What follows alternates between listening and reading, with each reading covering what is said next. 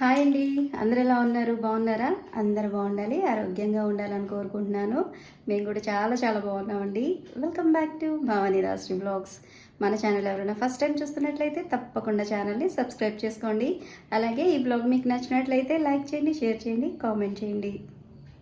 వీడియోనైతే తప్పకుండా లైక్ చేయండి. సో మీరు లైక్ చేయడం వల్ల మన వీడియో అనేది ఇంకొంతమందికి రికమెండ్ అవుతుంది. సో డెఫినెట్గా లైక్ చేస్తారని అనుకుంటున్నాను.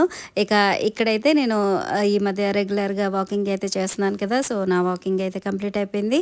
ఇక మా అబ్బాయికి లంచ్ బాక్స్ కోసం అని చెప్పి నేను వెజిటేబుల్స్ కట్ చేసి పక్కన పెట్టేశాను. అలాగే ఈరోజు బ్రేక్ఫాస్ట్ వచ్చేసి ఇడ్లీ అయితే ప్రిపేర్ చేస్తున్నాను. అలాగే టమాటా పచ్చడి కూడా రెడీ చేస్తున్నానండి. సో ఈ టమాటా పచ్చడి ప్రాసెస్ అనేది నేను అంతకుముందు వీడియోలో మీతో షేర్ చేసుకున్నాను. సో చాలా ఈజీగా చేసుకోవచ్చండి. పల్లీ చట్నీ వాటికన్నా కూడా ఇదే చాలా టేస్టీగా అనిపిస్తుంది నాకైతే. సో ఇక ఇక్కడ వచ్చేసి టమాటాలు, ఎండుమిర్చి, అలాగే ఆనియన్ ఇవన్నీ కూడా మంచిగా ఉడికిపోయినాయండి. సో అవి కొద్దిగా సాల్ట్ వేసేసి రుబ్బేసుకుంటే మంచిగా టేస్టీగా చట్నీ అయితే రెడీ అయిపోతుంది. లేదంటే మిక్సీలో వేసుకున్నా బాగుంటుంది. కాకపోతే ఇది మట్టి పాత్రలో వేసాను కదా. సో ఇది వేడి మీద ఉన్నప్పుడే కొద్దిగా కల్లుప్పు వేసేసి అది పప్పు గుత్తి ఉంటుంది కదా. సో దాంతో గట్టిగా మెదిపేసుకుంటే మంచిగా చక్కగా పేస్ట్ లాగా వచ్చేస్తుంది. సో మిక్సీలో వేసుకునే దానికన్నా కూడా ఇలాగ టేస్టీగా ఉంటుంది. సో నేనైతే ఈరోజు ఇలాగే ప్రిపేర్ చేశాను. సో ఇక ఇక్కడ వచ్చేసి ఇడ్లీ బ్యాటర్ని అయితే నేను ప్లేట్లో వేసేసాను. సో మాకు ఎన్ని ఇడ్లీలు సరిపోతాయో అన్ని మాత్రమే వేస్తానండి. మరి ఎక్స్ట్రాగా వేసేసి అవి అలాగే ఉంచేసి పడేయడం ఎందుకులే అని చెప్పి మేము ఎన్ని తింటామో దాన్ని బట్టి నేను ఈ ఇడ్లీలు అయితే ప్రిపేర్ చేస్తున్నాను. లాస్ట్ 2 days నుంచి నేను ఇడ్లీ ప్రిపేర్ చేస్తున్నానండి బ్రేక్ఫాస్ట్గా. అయితే ఈ ఇడ్లీ వేసేటప్పుడు మా అబ్బాయి వచ్చి ఏంటి ఈరోజు కూడా ఇడ్లీ అయినా నాకు వద్దు, నాకు దోశలు కావాలి అని చెప్పని అడుగుతున్నాడు. అంటే దోశ అయితే తను రోజు వేసినా కూడా మంచిగా తింటాడు అనమాట. ఇడ్లీ మాత్రం ఒక్కరోజు ఎక్స్ట్రాగా వేసినా కూడా తినడు. సో దానికి రీజన్ ఏంటంటే నేను బ్రేక్ఫాస్ట్కి దోశలు వేసినా ఇడ్లీ వేసినా కూడా మార్నింగు ఈవినింగ్ అవే రిపీట్ అవుతాయి అనమాట. ఆ బ్యాటర్ అయిపోయే వరకు. అంటే మధ్యాహ్నం మాత్రమే రైస్ తింటామండి. ఇంకా మార్నింగ్ ఈవినింగ్ అయితే కంపల్సరీ టిఫినే చేస్తాము. నైట్ అయితే 99% టిఫినే ఉంటుంది. లేదు కొద్దిగా రైస్ ఏమైనా ఉంది, లేదంటే ఏదైనా బిర్యానీ ఏమైనా ప్రిపేర్ చేస్తే కొంచెం రైస్ ఉందనుకోండి అప్పుడు తింటాం అనమాట. లేదంటే ఆల్మోస్ట్ ఈ టిఫిన్సే ఉంటాయి ఈవినింగ్ కూడాను. సో అందుకని చెప్పి మా అబ్బాయి ఇక ఇడ్లీ వద్దు, నాకు రేపు కంపల్సరీ దోశ కావాలని చెప్పని అడుగుతున్నాడు అనమాట. ఇక ఇక్కడ వచ్చేసి నేను టమాటా పచ్చడి కోసం టమాటాలు, ఎండుమిర్చి ఇవన్నీ ఉడికించుకున్నాను కదా. సో ఇందులో కొద్దిగా కల్లుప్పు వేసేసి పప్పు గుత్తితోటి మంచిగా మెదిపేస్తున్నాను. సో ఇది వేడి మీద ఉన్నప్పుడు మెదుపుకుంటేనే చక్కగా మెత్తగా వస్తుంది. కొంచెం చల్లారిన తర్వాత అంతగా ఏమీ రాదనమాట. సో అది చల్లారిపోయిందంటే ఇక మిక్సీలోనే వేసుకోవాలి. సో ఇక్కడైతే ఇది వేడిగా ఉంది కదా. సో ఇప్పుడే నేను మంచిగా మ్యాష్ చేసేసుకుంటున్నాను. సో ఇది మెదుపుకునేటప్పుడు కొంచెం జాగ్రత్తగా ఉండండి. ఎందుకంటే మట్టి పాత్ర కదా, కొంచెం స్లిప్ అయింది అనుకోండి అది మట్టి పాత్ర కాస్త 2 ముక్కలు అయిపోతుంది. సో చాలా డెలికేట్గా హ్యాండిల్ చేయాలి. లేదంటే చిన్నప్పుడు మా అమ్మ ఈ పప్పు అవి మెదిపేటప్పుడు ఏంటంటే ఆ గిన్నెని కింద ఇలా పెట్టేసి దానికి అది మసిగుడ్డ ఉంటుంది కదా. సో ఆ క్లాత్ అలా పెట్టేసేసి 2 కాళ్ళ సపోర్ట్ తోటి పప్పు గుత్తితో మెదిపేవాళ్ళు అనమాట. అలా మెదుపుకుంటే ఇంకా మెత్తగా బాగా వస్తుంది. కాకపోతే నాకు అది అలవాటు లేదు కాబట్టి నేను ఒక చేత్తో మట్టి పాత్ర పట్టుకొని ఇంకొక చేత్తోటి పప్పు గుత్తితోటి అయితే రుబ్బుతున్నాను. సో ఇలా అయినా సరే మంచిగానే వస్తుందిలేండి. ఫైనల్గా టమాటా పచ్చడి అయితే రెడీ అయిపోయిందండి. అలాగే వేడివేడిగా ఇడ్లీ కూడా రెడీ అయిపోయింది. సో ఇప్పుడైతే మా అబ్బాయికి బ్రేక్ఫాస్ట్ పెట్టేస్తున్నాను. సో ఇడ్లీ అలాగే కొద్దిగా టమాటా పచ్చడి, అలాగే మా అబ్బాయి ఫేవరెట్ పల్లీ పచ్చడి కూడా వేసేస్తున్నాను. సో మా అబ్బాయికి అయితే పల్లీ పచ్చడి ఎక్కువగా ఇష్టం అండి. దాంతో తింటేనే తనకి సాటిస్ఫాక్షన్ అనమాట. సో అందుకని చెప్పి కొద్దిగా పల్లీ చట్నీ కూడా వేశాను. వీడియో స్టార్టింగ్లో నేను కర్రీ కోసం మునక్కాయలు అలాగే బంగాళదుంప కట్ చేసి పక్కన పెట్టుకున్నాను అని చెప్పాను కదా. సో ఇక్కడ మీరు చూడండి, ఇక్కడ చికెన్ కూడా యాడ్ అయింది నెక్స్ట్. సో ఏంటంటే నేను ఇవన్నీ రెడీ చేసేసుకున్నాను. సో మా అబ్బాయికి ఇడ్లీ అవన్నీ వేసేద్దాం అని చెప్పి ప్రిపేర్ చేస్తుంటే మా వారు వెళ్ళి చికెన్ తీసుకొచ్చారనమాట. సో నేను ఆల్రెడీ అదేంటి మునక్కాయ, బంగాళదుంప అలాగే టమాటాలు కట్ చేసి పక్కన పెట్టేసుకున్నాను కర్రీ ప్రిపేర్ చేద్దామని. సో ఇంకా సడన్గా వెళ్ళి చికెన్ తీసుకొచ్చారు. సో ఆ కట్ చేసినవి ఏం చేయాలి నాకేం అర్థం కాలేదు. సో సరేలే వెరైటీగా ట్రై చేద్దామని చెప్పి చికెన్ తీసుకొచ్చారు కదా. చికెన్లో జస్ట్ ఒక హాఫ్ పోర్షన్ తీసుకుని ఇందులో మిక్స్ చేసేసి కర్రీ చేసేసాను. అంటే అదేంటి చికెను, బంగాళదుంప, మునక్కాయ అనమాట. సో ఈ కాంబినేషన్ అయితే నేను లైఫ్లో ఎప్పుడు తినలేదు, అలాగే ట్రై చేయలేదు కూడాను.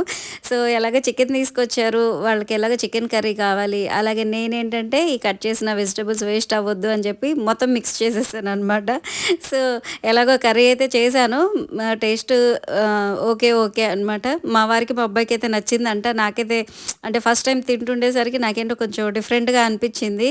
సో నాకైతే అంత అంటే నేనైతే అంత ఇంట్రెస్ట్గా తినలేదు, కానీ మా అబ్బాయి మా వారైతే బాగుంది బాగుంది అన్నారు. అంటే కొద్దిగా డిఫరెంట్గా ఉందండి. ఆ ఫ్లేవర్ అనేది ఎప్పుడు తినలేదు కాబట్టి కొంచెం డిఫరెంట్గా ఉండింది.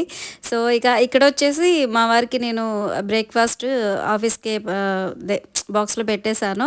అంటే కొంచెం అర్జెంట్ వర్క్ ఉంది, ఎర్లీగా వెళ్ళాలి అనేసి అన్నారు. సో సర్లే అని చెప్పి నేను మా వారికి ఇడ్లీ అలాగే చట్నీ బాక్స్లో పెట్టేశాను. సో ఇక మా అబ్బాయికి అయితే లంచ్ బాక్స్ రెడీ చేసేసాను. సో మా వారు ఆఫీస్కి వెళ్ళిపోయిన తర్వాత నేనైతే బ్రేక్ఫాస్ట్ చేస్తున్నాను. సో చెప్పాను కదా నాకు టమాటా చట్నీ ఇష్టం అని చెప్పి. సో పల్లి చట్నీ ఉన్నా సరే నేను టమాటా చట్నీతోటి నా టిఫిన్ అయితే చేశాను. టిఫిన్ చేసిన తర్వాత ఒక 10-15 నిమిషాలు అయితే కొంచెం టీవీ చూస్తూ రిలాక్స్ అవుతానండి. ఎందుకంటే ఈ టిఫిన్ అలాగే లంచ్ బాక్స్ ఇవన్నీ ప్రిపేర్ చేయడానికి 2 గంటలు ఖచ్చితంగా పడుతుంది. ఆ 2 గంటలు నిల్చునే ఉండాలి కదా. సో అందుకని చెప్పి ఒక 15 మినిట్స్ అలాగా రిలాక్స్ అవుతానన్నమాట. సో తర్వాత మంచిగా ఫ్రెష్ అయిపోయి స్టిచ్చింగ్ వర్క్ అయితే స్టార్ట్ చేస్తాను. సో ఇక్కడైతే మంచిగా ఫ్రెష్ అయిపోయాను అనమాట. ఇంట్లో పని మొత్తం కంప్లీట్ అయిపోయింది. సో ఒక 2 బ్లౌజులు ఉన్నాయండి. వీలైతే 2 ఈరోజే స్టిచ్ చేయడానికి ట్రై చేస్తాను, లేదంటే ఒక బ్లౌజ్ అయినా సరే ఫినిష్ చేస్తాను. సో ఇక్కడ అదే చెప్తున్నాను మీకు. సో అలాగే ఎలాగో ఫ్రెష్ అయిపోయాను కదా. సో మార్నింగ్ నుంచి ఏమేమి చేశాను అనేది మీకు ఒకసారి చూపిద్దామని చెప్పి ఇక్కడ ప్రిపేర్ చేసిన కర్రీ మీకు చూపిస్తున్నాను. సో వెరైటీ కాంబినేషన్ అనమాట. అంటే నాకే వెరైటీగా ఉందా లేకపోతే మీలో ఎవరైనా కామన్గా వండుకుంటారా నాకైతే తప్పకుండా కామెంట్ చేయండి. నాకైతే అసలు వెరైటీగానే ఉండింది. యాక్చువల్గా చికెన్లో గోంగూర వేసి వండడం కూడా నాకు కొద్దిగా డిఫరెంట్గా అనిపించింది అనమాట. అంటే గోంగూర అనేది ఓన్లీ మటన్లో కాంబినేషన్గా వేసుకుంటాం కదా. సో చికెన్లో కూడా వేస్తారా అన్నట్టుగా అనుకునేదాన్ని. సో వర్షాకాలం స్టార్ట్ అయినట్టే ఉంది, కానీ ఎండలు కూడా అంతే విపరీతంగా ఉన్నాయి. సో పని చేసినంతసేపు చెమటలు కారుతూనే ఉన్నాయి. పనంతా అయిపోయి ఫ్రెష్ అయ్యేసరికి నీరసం వచ్చేస్తుంది అనమాట. అంత ఎండలుగా ఉన్నాయి ఇక్కడ మాకు విజయవాడలో అయితే.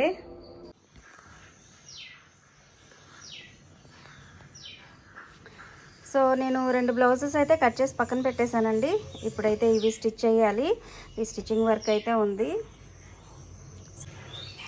సో ఇవి స్టిచ్ చేస్తూ మాట్లాడుకుందాం. స్టిచ్చింగ్ స్టార్ట్ చేద్దాం అనుకున్న టైంకి కరెక్ట్గా అప్పుడే ఆకుకూరలు ఆవిడ వచ్చారనమాట. సో పిలిచారు, ఫ్రెష్గా ఆకుకూరలు వచ్చాయమ్మ తీసుకుంటారా అని చెప్పని అడిగితే సరే అని చెప్పి కొయ్యదోట కూర అలాగే మెంతుకూర అలాగే ఒక కట్ట పాలకూర అయితే తీసుకున్నానండి. పాలకూర వచ్చేసి నేను జ్యూస్ చేసుకుని తాగుదామని చెప్పి తీసుకున్నాను. అంటే బ్లడ్ కొద్దిగా తక్కువగా ఉంది, సో అందుకని చెప్పి జ్యూస్ చేసుకుని తాగుదామని చెప్పి తీసుకున్నాను. అంటే పాలకూరలో మంచి ఐరన్ ఉంటుంది కదా, సో అందుకని చెప్పి తీసుకున్నాను అనమాట. ఈ ఒక్క కట్ట వచ్చేసి ఒక 2కైతే సరిపోతుందండి జ్యూస్కి. సో దీన్ని జస్ట్ అదేంటి బాయిలింగ్ వాటర్ ఉంటుంది కదా, సో అందులో వేసేసి కొద్దిసేపు ఉంచిన తర్వాత అప్పుడు దాన్ని పేస్ట్ చేసుకొని ఆ పేస్ట్లో కొంచెం వాటర్ యాడ్ చేసుకొని తీసుకోవడమే. సో ఈసారి నేను అది తీసుకునేటప్పుడు నేను వీడియో చేసి పెడతాను మీకు. బాయిలింగ్ వాటర్లో వేయమన్నాను కదా అని చెప్పి డైరెక్ట్గా తీసుకెళ్ళి వేయొద్దండి. దాన్ని ముందు సాల్ట్ వాటర్లో ఒక 10 నిమిషాలు ఉంచి వాష్ చేసుకున్న తర్వాత బాయిలింగ్ వాటర్లో వేసుకోవాలి.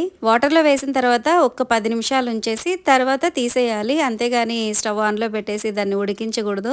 సో దాన్ని ఎక్కువగా ఉడికించడం వల్ల దాంట్లో ఉన్న పోషకాలన్నీ పోతాయండి. సో ఒక్క 10 నిమిషాలు ఉంచేసి తర్వాత తీసేసి అది చల్లారిన తర్వాత మిక్సీ చేసుకోవాలి. సో ఇప్పుడైతే నేను తీసుకున్న ఆకుకూరలన్నీ కూడా నీట్గా చేసుకొని కవర్లో పెట్టి ఫ్రిడ్జ్లో పెట్టేశాను. ఎందుకంటే మళ్ళీ అవి అలా పక్కన పెట్టేసాం అనుకోండి, టైం గడిచే కొద్దీ అవి వాడిపోతాయి. సో అందుకని చెప్పి ముందైతే అవి మంచిగా క్లీన్ చేసేసి నేను ఫ్రిడ్జ్లో అయితే పెట్టేశాను అనమాట. ఇక బ్లౌజ్ స్టిచ్చింగ్ అయితే స్టార్ట్ చేసేసానండి. ఇది స్టిచ్ చేసేటప్పుడు నాకు ఒక కామెంట్ అయితే గుర్తొస్తుందండి. లాస్ట్ వీక్ సరియు జిన్ని అని చెప్పి ఒక సిస్టర్ అయితే కామెంట్ పెట్టారు. సో ఆవిడ ఏమని కామెంట్ చేశారంటే, నాకు స్టిచ్చింగ్ రాదు మేడం, కాకపోతే నేను జాక్ F5 మిషన్ తీసుకోవాలనుకుంటున్నాను, సో మీ సలహా చెప్పండి అనేసి కామెంట్ అయితే పెట్టారు. జాక్ F5 మిషన్ అనేది మీరు ఎఫర్ట్ చేయగలిగితే డెఫినెట్గా తీసుకోండి, నేను వద్దని మాత్రం చెప్పను. ఎందుకంటే ఈ మిషన్ మీద మీద వర్క్ అనేది చాలా ఈజీగా అయిపోతుంది. కాకపోతే మీరు ఎంత ఖర్చు పెట్టి తీసుకుంటున్నారు కాబట్టి దానికంటే ముందు అంటే మిషన్ కొనే కంటే ముందుగా మీరు స్టిచ్చింగ్ అయితే డెఫినెట్గా నేర్చుకోండి. స్టిచ్చింగ్ పర్ఫెక్ట్గా వచ్చిన తర్వాత మాత్రమే జాక్ మిషన్ అయితే తీసుకోండి. ఎందుకంటే ముందు మీరు స్టిచ్చింగ్ అనేది పర్ఫెక్ట్గా నేర్చుకుంటే తర్వాత మిషన్ని హ్యాండిల్ చేసుకోవచ్చు. సో ఈ మిషన్ ఇంత కాస్ట్ పెట్టి తీసుకుంటున్నాం కదా, చాలా స్పీడ్ ఎక్కువ అంటారు, అలాగే ఇండస్ట్రియల్ మిషన్ అంటారు కదా, మనం దాన్ని హ్యాండిల్ చేయగలమా లేదా అనే డౌట్ ఉంటుంది చాలామందికి. కానీ అంత భయపడాల్సిన అవసరం అయితే లేదండి, చాలా ఈజీగా హ్యాండిల్ చేసుకోవచ్చు. అంటే అంతకుముందు ఈ మిషన్ తొక్కే అలవాటు ఉన్నా లేకపోయినా కూడా దీన్ని అయితే ఈజీగానే హ్యాండిల్ చేసుకోవచ్చు. ఎందుకంటే దాంట్లో మనకి ఆప్షన్స్ ఉంటాయన్నమాట. ఎంత స్లోగా కావాలన్నా మిషన్ రన్ చేసుకోవచ్చు, లేదంటే ఎంత ఫాస్ట్ కావాలన్నా కూడా మిషన్ అయితే ఈజీగా రన్ చేసుకోవచ్చు. సో మిషన్ గురించి అయితే మీరు ఎటువంటి టెన్షన్ పడాల్సిన అవసరం లేదు. కాకపోతే మీరు ఇంత అంటే దగ్గర దగ్గర 25,000 ఉంటుంది కాబట్టి మిషన్ అనేది. సో అంత కాస్ట్ పెట్టి మీరు తీసుకునేటప్పుడు కంపల్సరీ స్టిచ్చింగ్ అనేది పర్ఫెక్ట్గా వచ్చిన తర్వాత తీసుకుంటేనే మీకు యూజ్ అవుతుందండి. స్టిచ్చింగ్ అనేది ఒక్కసారి పర్ఫెక్ట్గా వచ్చింది అనుకోండి, మీరు ఎలాగో మిషన్ కొనాలనుకుంటున్నారు కాబట్టి మిషన్ కొనడం ఎంతసేపు చెప్పండి. సో అందుకని ఫస్ట్ అయితే స్టిచ్చింగ్ అనేది పర్ఫెక్ట్గా నేర్చుకోండి. సో ఇది నా పర్సనల్ ఎక్స్పీరియన్స్తో చెప్తున్నానండి. ఎందుకంటే నేను స్టిచ్చింగ్ అనేది పర్ఫెక్ట్గా వచ్చిన తర్వాత మాత్రమే ఇంత కాస్ట్ పెట్టి మిషన్ అయితే తీసుకున్నాను. అంటే ఇదేం చిన్న మిషన్ కాదు కదండి, ముందే కొనేసి పక్కన పెట్టి తర్వాత స్టిచ్చింగ్ నేర్చుకుందాం అనుకోవడానికి. సో అందుకే చెప్తున్నాను. సరియు గారు, నా సలహా అయితే ఇదేనండి. I hope you understand. So friends, ఇదండి ఈరోజు వ్లాగ్. ఐ హోప్ మీకు నచ్చిందని అనుకుంటున్నాను. మీకు నచ్చినట్లయితే తప్పకుండా లైక్ చేయండి, షేర్ చేయండి, కామెంట్ చేయండి. అలాగే మన ఛానల్ని సబ్స్క్రైబ్ చేసుకోవడం అయితే అస్సలు మర్చిపోవద్దు. మరొక మంచి వ్లాగ్తో మళ్ళీ కలుద్దాం. Thanks for watching.